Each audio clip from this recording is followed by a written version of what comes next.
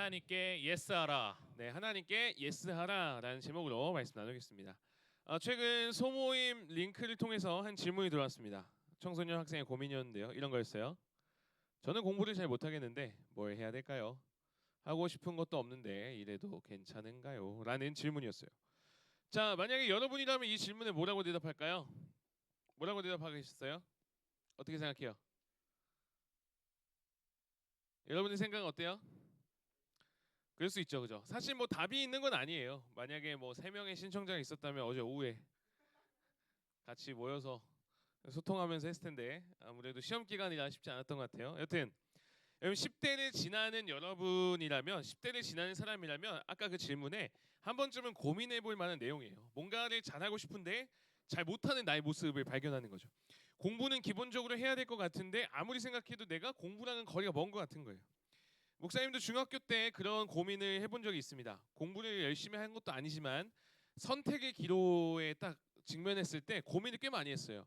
중3 때 인문계를 갈까 실업계를 갈까. 그 당시는 공업고등학교죠. 공고. 인문계를 가면 열심히 공부해서 대학을 가야 되고 실업계를 가면 이제 뭐 기술을 배워서 수시로 대학을 가고 했는데 엄청 고민을 많이 했어요. 그러면서 나 자신에 대해서 생각을 많이 했습니다. 내가 인문계를 가면 공부를 잘할 수 있을까?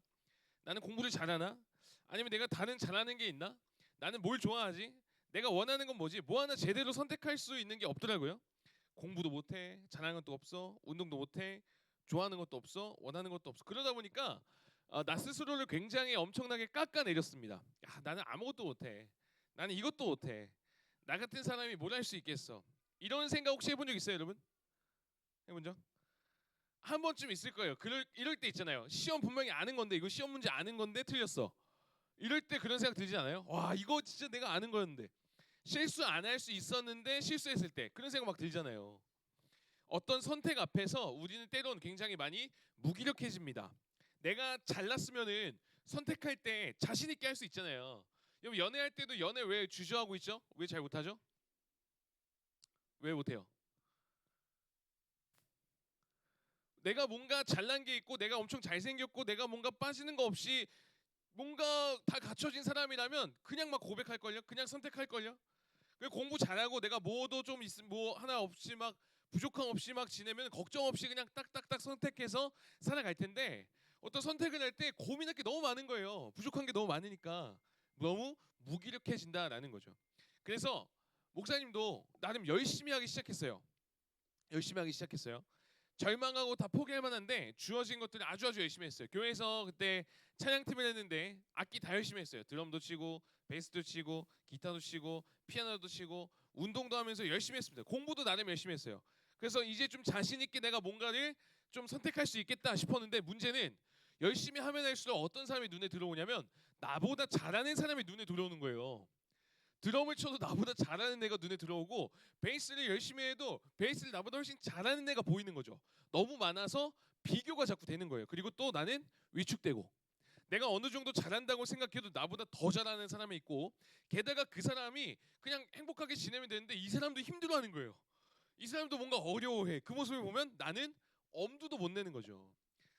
이 사람도 이렇게밖에 못하는데 나는 뭘 또 할 수 있을까? 그런 좌절감, 무력감, 자기 혐오 약간 이런 걸로 청소년 시기를 보냈어요.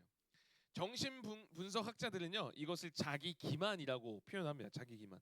어차피 나는 못해, 나는 안 돼, 나는 할 수 없어, 라는 핑계로 아예 도전하지 않는, 회피하는 거죠. 시도조차 하지 않는 이 모습에 자기 기만이라고 하는 거예요. 근데 여러분 실제로 그러한 삶을 살아가는 학생들이 꽤나 많다라는 통계가 계속 나오고 있어요.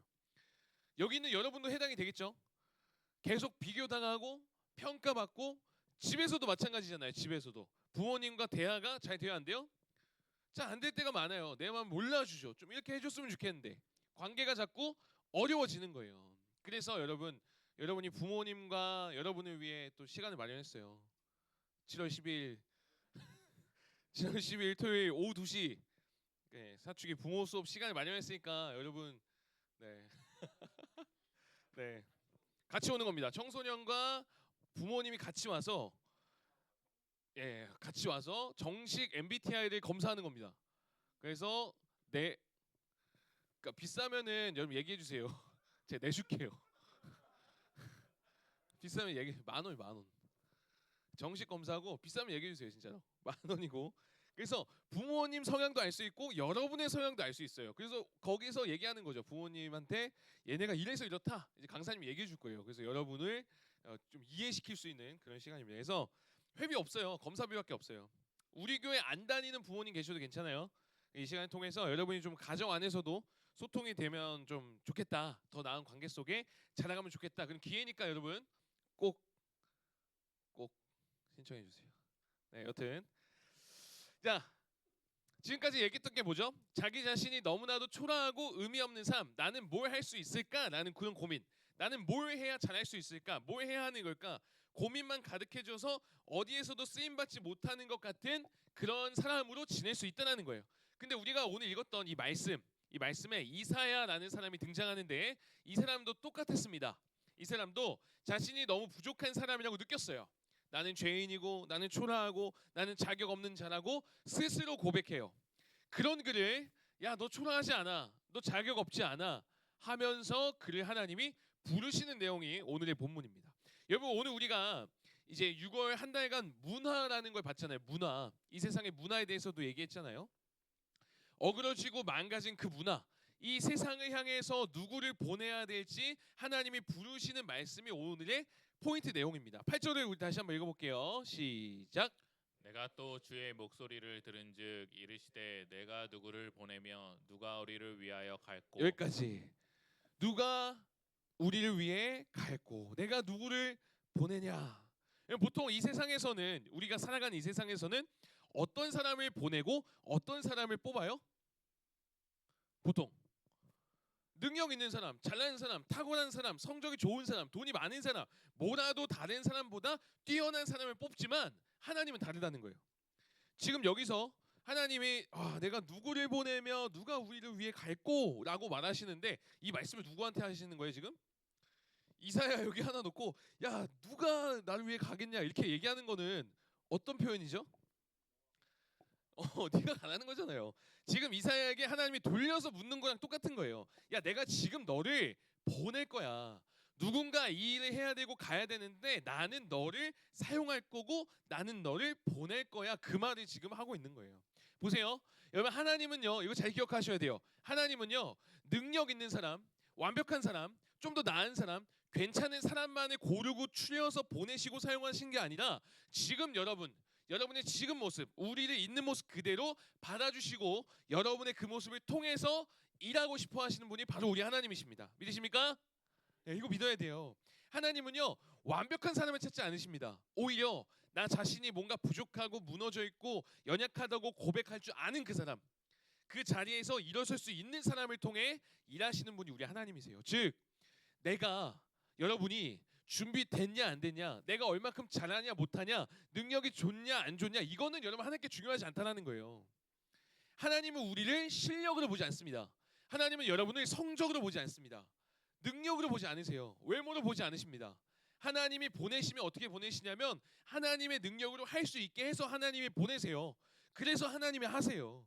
그냥 가기만 하면 되는 거죠.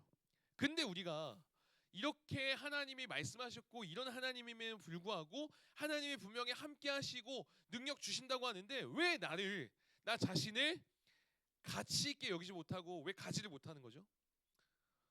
왜 자신 있게 반응하지 못하는 거죠? 우리 안에 어떤 마음이 있어서요?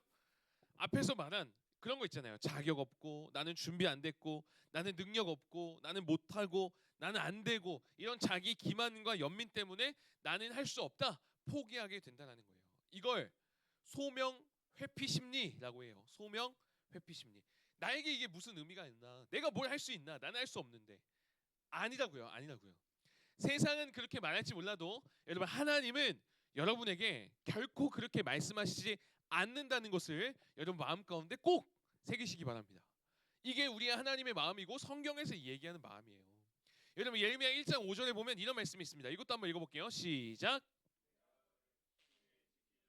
너를 알았고 내가 태에서 나오기 전에 너를 구별하였고 너를 열방의 선지자로 세워노라 하시기로. 하나님이 이미 이전에 여러분을 알고 세웠다라고 얘기하는 거예요. 지금 내가 나를 볼 때는 너무 부족하고 준비가 안 된 것 같고 내세울 것 없는 초라한 모습이지만 하나님은 어떻게 했다고요? 이미 구별해서 세워가기로 작정하시고 계획해 놓으셨다는 거예요. 다 계획 가운데 있다는 거예요. 우리가 뭘 믿어야 되냐면 이런 걸 믿어야 되는 거예요. 하나님의 이런 말씀이요. 하나님의 이런 계획이요. 이 하나님의 마음을 믿어야 된다고요. 내 상황이 힘들고 부족하다고 하면은 우리 자꾸 그 현상만을 믿으려고 하잖아요. 내가 지금 힘드니까 하나님 나 싫어하는 것 같아. 이렇게 자꾸 우리 감정을 믿으려고 하는데 그게 현실이니까 그거 맞아요. 근데 그 가운데 우리가 가져야 될 믿음 뭐라고요? 그럼에도 불구하고 내가 부족함에도 불구하고 하나님은 이미 나를 아시고 그렇게 사용하시기로 계획하셨고 그렇게 세워 가신다. 이거 믿어야 된다고요. 여러분 디모데후서 1장 9절도 이렇게 말합니다. 이것도 큰 목소리로 한번 읽어볼게요. 시작. 하나님이 우리를 구원하사 거룩하신 부르심으로 부르심은 우리의 행위대로 하심이 아니요 오직 자기 뜻과 영원한 때 전부터 그리스도 예수 안에서 우리에게 주신 은혜대로 하심이라. 자, 두 번째 줄 보세요. 뭐라고요? 우리의 두 번째 줄 뭐라고 돼 있어요? 우리의 행위대로 했대요, 안 했대요? 안 했다는 거예요. 지금 여러분이 구원받고 우리가 지금 이렇게 하나님을 예배하고 하나님의 아버지라 부르며 살아가는 것, 은혜를 누리는 것, 그거 우리의 행위대로 된 게 아니라는 거예요. 그러니까 여러분이 기도했기 때문이 아니라고요. 여러분이 잘난 뭔가를 했기 때문이 아니라고요. 여러분이 하나님의 마음을 뭔가 들게 할 만한 기쁜 그런 일을 했기 때문이 아니라고요. 여러분이 뭘 했기 때문에 잘했기 때문이 아니라 그저 하나님은 예전부터 은혜 주시기로 작정하셨고 하나님이 여러분을 사랑하셔서 지금 이렇게 은혜를 누리게 하시는 거라고요. 그러니까 못해도 괜찮다고요. 그 하나님이 오늘 저와 여러분을 부르고 계신 거예요. 오늘날 이 어그러진 세상, 이 망가진 문화, 여기에 내가 누구를 보내야 될까? 나를 위해 누가 갈고? 지금 하나님 말씀하시는 거라고요. 하나님이 여러분 가기 원하신다는 겁니다. 어디를 가기 원하시는 거죠? 어디 가야 되죠? 어디 가야 돼요? 사람마다 달라요. 여러분이 다니는 그 학교 또는 여러분이 있는 그 가정 또는 여러분이 만나는 그 친구 하나님이 보내시는 거예요. 하나님이. 그곳에서 하나님의 일들을 하시기 위해 여러분을 보내신 겁니다. 김고 하나님이 보내신 거예요.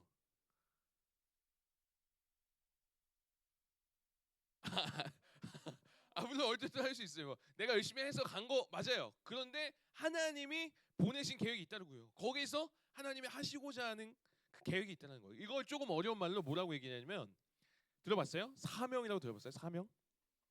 좀 어려운 말로 이거를 사명이라고 해요.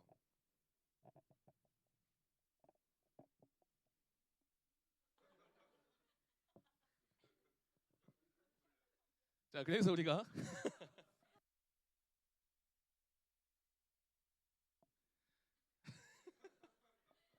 자, 여튼 좀 어려운 말로 뭐라고 한다고요? 사명이라고 한다고요. 하나님이 여러분을 부르셔서 그 가운데 하나님이 하시고자 하는 일, 여러분을 통해 하시고자 하는 계획, 그게 사명이라고요. 사명. 그래서 우리가 오늘 살아가면서 괜찮아요. 오늘 말씀 앞에 여러분이 하나님 앞에 해야 될 게 있어요. 한번 따라해 보겠습니다. 하나님께 예스하라. 예, 하나님께 예스하라. 이게 여러분 하나의 적용입니다. 이렇게 한번 해가시면 좋을 것 같아요. 여러분 미국에 청소년 사역의 할아버지격 되는 덕필즈라는 목사님이 계세요. 덕필즈. 그분이 쓴 책 중에 재충전이라는 책이 있는데 거기 한 대목에 이런 게 있어요. 하나님께 예스하라는 대목이 있어요. 이게 무슨 뜻이냐면 여러분 살아가다 보면은 내가 부족하다 느낄 때 있어요, 없어요? 있어요. 또는 내가 어떤 일을 항상 성공해요, 아니면 실패할 때도 있어요. 실패할 때도 있다고요. 여러분 비교될 때 있어요, 없어요? 있다고요. 당연히 있어요. 그때 하나님께 예스 하라는 거예요. 이런 거죠. 학교 다니고 친구와의 관계 속에서 시험 기간에 무슨 일이 있을 때 또는 아침에 눈을 떠서 물어보면서 이렇게 답하는 겁니다. 하나님은 선하신가? 하나님 선하세요? 내가 상황이 지금 그렇지 않더라도 예스 하는 거예요. 하나님은 지금 내가 시험 망했어요. 예를 들어서 시험 망했어요. 성적 나왔는데 망했어요. 그때 이거 해볼 수 있는 거예요. 하나님은 나를 여전히 사랑하시는가? 예스 할 수 있어야 된다는 거죠. 지금 내 친구랑 싸웠어요. 상황이 좋지 않아요. 그때도 물어서 이거 할 수 있어야 돼요. 하나님은 내게 가장 좋은 것을 주시는가? 예스. 여기서 예스로 계속 답을 할 수 있다면 여러분이 어떤 일을 만나고 어떤 상황에서도 다시 일어나고 다시 시작할 수 있다는 거예요. 이렇게 하나님께 예스 할 때 여러분이 주어진 일상, 여러분이 하는 학교 생활, 친구와의 관계 이거를 굉장히 의미 있고 힘 있게 할 수 있어요. 왜냐하면 그 안에서 사명을 발견하며 살아갈 수 있기 때문에요. 그 안에서 하나님이 나를 이래서 보내셨구나 이거 발견할 수 있기 때문에요. 이거 잘하지 못하면요. 학교 다니다가 여러분 친구와의 관계 안 좋아지잖아요. 꼴도 보기 싫은 친구들 막 많잖아요. 성적도 잘 안 나오잖아요. 그럼 어떤 마음 들어요? 학교 다니기 싫다고요. 직장도 마찬가지예요. 우리 선생님들 나를 힘들게 하는 이곳에 하나님 왜 보내셨나? 내가 왜 여기 있어야 되나? 그냥 이 돈 벌려고 있나? 이렇게 하면 의미를 찾기 힘듭니다. 계속 힘들어요. 그 가운데 하나님께 예스 하는 거죠. 오늘 말씀에 따라 여러분 학교 갈 때 힘들 때 예스 해보는 거예요. 하나님이 이 학교로 나를 부르셨나? 예스 해보는 거죠. 예스. 하나님 뭔가 뜻이 있겠구나. 하나님이 우리 선생님들 여러분을 이 직장으로 부르셨나? 예스 해보는 거예요. 학교를 다니는 이 순간에도 하나님의 계획이 나를 통해 지금 계속 세워지고 있나? 예스 할 수 있어야 돼요. 여기서 예스 하지 않으면 여러분 학교 생활의 의미를 찾아가기가 진짜 어렵다고요. 그럴 때 우리는 이 어그러진 세상, 이 어그러진 문화 속에서 여전히 하나님의 사랑과 은혜를 흘려보내는 하나님의 자녀로 여러분이 살아갈 수 있다는 거예요. 그렇게 살아가면서 하나님의 마음이 발견되는 지점이 있어요. 여러분 사명, 내 사명 나 이거다 확실히 말할 수 있는 사람 있어요? 청소년기엔 쉽지 않아요. 왜냐하면 여러분은 그 과정 속에 있거든요. 그러니까 이거를 빨리 발견하는 사람도 있고 천천히 발견하는 사람도 있어요. 그러니까 여러분 나는 뭘 해야 될지 모르겠어요. 괜찮아요. 지금 여러분은 그거를 알아가는 과정입니다. 그래서 어떻게 알아가야 되냐면 지내다 보면 예스하면서 지내다 보면 하나님의 마음이 계속 느껴지는 내가 뭔가 마음이 계속 가는 그런 지점들이 있어요. 하나님이 나를 향해 구체적으로 원하시는 것을 발견하는 경우가 있어요. 그게 뭐라고요? 사명이에요. 사명. 지금 여러분 시기에는 사명을 찾아서 그렇게 살아가려는 친구들도 있을 거고 분명히 내가 이렇게 해서 이렇게 살아가야지 이런 친구도 있을 거고 이제 찾아가려는 친구들도 있을 거고 또는 난 전혀 모르겠다. 난 왜 살아야 되는지 모르겠다. 이런 친구들도 있을 거예요. 근데 분명한 것은 여러분 각자 한 사람 한 사람을 통해서 모두에게 맡기신 사명이 있다고요. 사명이 있어요. 이걸 알아가는 과정이니까 여러분 조급해할 필요 없습니다. 지내다 보면 마음이 쓰이는 영역들이 있어요. 계속 신경이 가는 부분이 있어요. 그러면 그거 붙잡고 계속 기도해 보는 거예요. 하나님 왜 자꾸 이게 마음이 쓰입니까? 하나님 이거 자꾸 신경이 쓰입니다. 왜 그럽니까? 기도해 보는 거죠. 목사님이 과거에 몇 번 얘기했었는데 서울에서 목사님이 신앙생활 할 때 같이 신앙생활했던 친구 경구라는 친구 얘기 들어본 적 있죠? 없으면 또 들으세요. 이 친구가 고3 때 수능을 보고 홍대를 갑니다. 서울 홍대에 놀러 갔다는 게 아니라 홍익대학교에 입학한 거예요. 홍익대학교의 전기공학과를 입학해요. 고등학교 때 이 친구가 과학, 물리 2를 선택해서 했던 아주 천재 같은 친구예요. 물리 2를 일부러 신청해서 한 친구예요, 이 친구는. 근데 이 친구가 그렇게 이제 홍대에 입학해서 지내는데 계속 청소년에 대한 마음이 쓰이더래요. 계속 청소년이 뭔가 아른거리고 자다가도 뭔가 청소년이 막 아른아른거리고 생각이 나고. 그래서 결국 이 친구 어떻게 했냐면 홍익대학교를 자퇴합니다. 여러분 우리 입시하려고 목숨 걸잖아요. 근데 그거 자퇴해요. 자퇴하고 다시 공부해서 다시 입시해서 청소년 관련 전공으로 입학을 다시 해요. 다시 하고 지금 22여 년이 지나 다 되어가는 지금까지 순창에서 청소년 수련원에서 지금까지 일하고 있어요. 이 친구의 사명은 뭐였어요? 청소년들을 살리고 회복하는 거를 품고 그렇게 살아갔던 거죠. 그리고 제가 이 형 얘기도 했을 건데 김진환이라고 같이 신앙생활했던 형이 있어요. 형. 이 형은 청년들이랑 좀 가난한 나라로 교회에서 선교를 가요. 선교를 가다 보니까 이 나라가 굉장히 마음이 쓰이는 거예요. 계속 제대로 살지 못하고 무엇보다 병원이 없으니까 의료 혜택을 못 받아야 되는데 아픈 애들이 너무 많은 거죠. 그래서 이 형이 어떻게 하냐면 의대를 가요. 의대를 가요. 의대를 갑니다. 봐보세요. 만약에 이 형이 선교 안 갔으면 그 나라 보지 않았으면 이런 마음 생겼을까요? 안 생겼을까요? 안 생겼을 거예요. 보지도 않는 나라 어떻게 마음이 생겨요? 그래서 저는 여러분이 지금 나이대에 사명을 발견해 갈 때, 그리고 진로를 뭐 해야 될지 모른다는 친구도 있잖아요. 정해 갈 때 여러분 다양한 것을 경험하고 많은 것들을 보고 듣고 알아야 돼요. 그래야 그 영역 속에서 하나님이 부르신다고요. 그냥 학교만 다니고 집에만 있는다고 해서 내가 새로운 진로가 갑자기 나 여기 가야겠다 이렇게 안 된다고요. 계속 많이 보고 경험해 봐야 돼요. 지금 여러분 그거 찾아볼 수 있어야 됩니다. 여튼 그렇게 이 형이 의대를 가요. 의대 잘 다니다가 과거니까 한창 그때 그 교육계 선생님들이 과도한 체벌, 학교의 비리들, 막 교육계가 굉장히 어지러울 때 이 형이 또 기도하면서 계속 학교가 생각나더래요. 학교가 안타깝고 그 감정적으로 체벌하는 선생님들 있잖아요. 막 한 대 때려야 되는데 자기 화난다고 막 5대 때리고 막. 그래서 이 형이 며칠 기도합니다. 기도하다가 결국 이 형도 의대를 자퇴해요. 그리고 또 다시 입시를 해요. 그래서 어디 가냐면 서울 교대를 갑니다. 서울 교대를 가요. 네. 지금 초등학교 교사 아직까지 하고 있어요. 여러분 보세요. 의대가 훨씬 나은 거 아니에요? 사실 돈 더 많이 벌 수 있는 거 아니에요? 지금 이 형 교사하면서 엄청 후회하고 있지 않겠어요? 제가 최근에 만나보지 않았는데 후회하지 않겠어요? 왜냐면 요즘 여러분 체벌도 못하고 교사들이 진짜 힘들잖아요. 게다가 이 홍대 자퇴한 친구는 스펙 아깝지 않겠어요? 전기공학과 나와서 이 졸업하면 삼성 한국에서 꼽히는 대기업인데 거기에 이제 취업할 수 있는 거잖아요. 입사할 수 있었는데 돈도 제대로 못 벌고 지금 순창에서 시골에서 청소년 수련회에서 지금까지 일하고 있어요. 여러분 보세요. 제가 뭘 얘기하고 싶냐면 사명을 발견하고 하나님의 부르심을 아는 사람들은요 돈 때문에 흔들리지 않아요. 스펙이나 다른 사람들의 평가와 눈치 때문에 흔들리지 않습니다. 그것을 뛰어넘는 삶을 더 가치 있고 의미 있게 살아가는 사람들이다라는 거예요. 그게 여러분이 될 수 있다는 거죠. 그렇게 위해서 하나님 지금 여러분을 부르고 계시다는 거예요. 여러분이 그렇게 가고 싶어하는 그 대학교, 굉장히 많은 그 대학교가 사실은 여러분 하나님의 마음을 발견하고 그 하나님의 부르심에 예스 하면서 반응했던 선교사님들이 세운 거 아세요? 우리나라 대학교에 꽤 많은 대학교가 선교사님들이 세웠어요. 한국이라는 어려운 나라가 있다. 그곳에 하나님의 사랑이 필요하다. 거기는 교회가 없다. 복음을 전하고 교회를 세워야 된다. 그리고 글을 모르는 사람들도 너무 많다. 학교를 세워야 된다. 그래서 황무지와 같던 우리나라 그 서울에 1800년대에 처음 들어온 언더우드라는 선교사님이 계세요. 이분이 예스한 거예요. 하나님 앞에.